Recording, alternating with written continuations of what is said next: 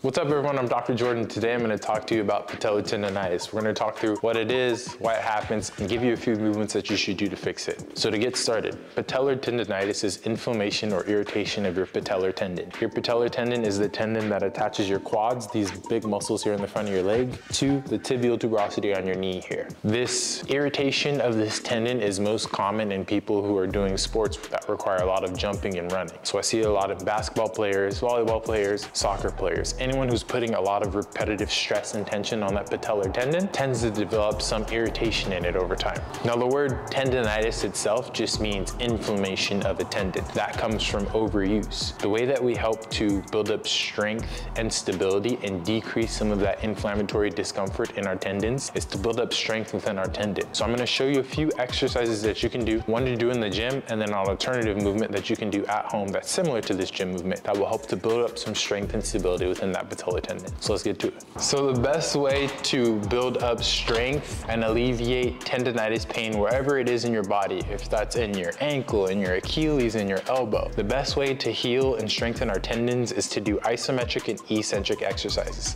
What does that mean? An isometric exercise is when you are holding a muscle in tension without that muscle shortening or lengthening. So for example, for this exercise, we're going to do some isometric leg extensions. So what I'm going to do, extend my leg, hold it in this position for a 5 count. Holding it in this position is helping to load that tendon, which then helps to strengthen it and alleviate some of that discomfort and pain that's developed from the overuse. The next portion of that is to put an eccentric load on that tendon as well. So after we've held the isometric, we're holding that position, we're holding that tension on the muscle and tendon without the muscle shortening or lengthening. After that, we're gonna allow the muscle to lengthen while we control the movement. This is the eccentric portion of the exercise. These are the two best ways to help build up strength and stability within your tendons.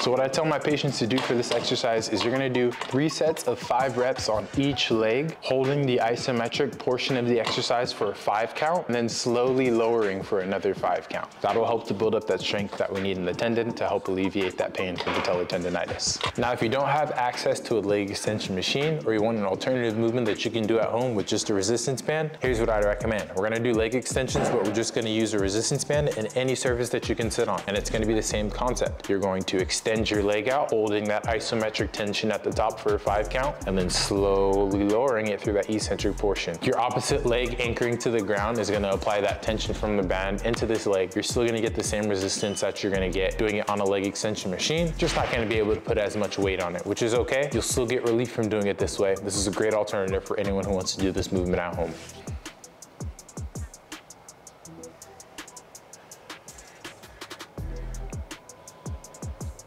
I particularly love this alternative way to do the exercise for all my runners who want to get some relief or prepare their knees before they go out for a run or when they come back, and for my athletes who just need something quick that they can do before a game or practice to help alleviate that pain in their knees. I hope this video helps you out. As always, reach out to me if you have any questions. Like, comment, subscribe, and I'll see you at the next one.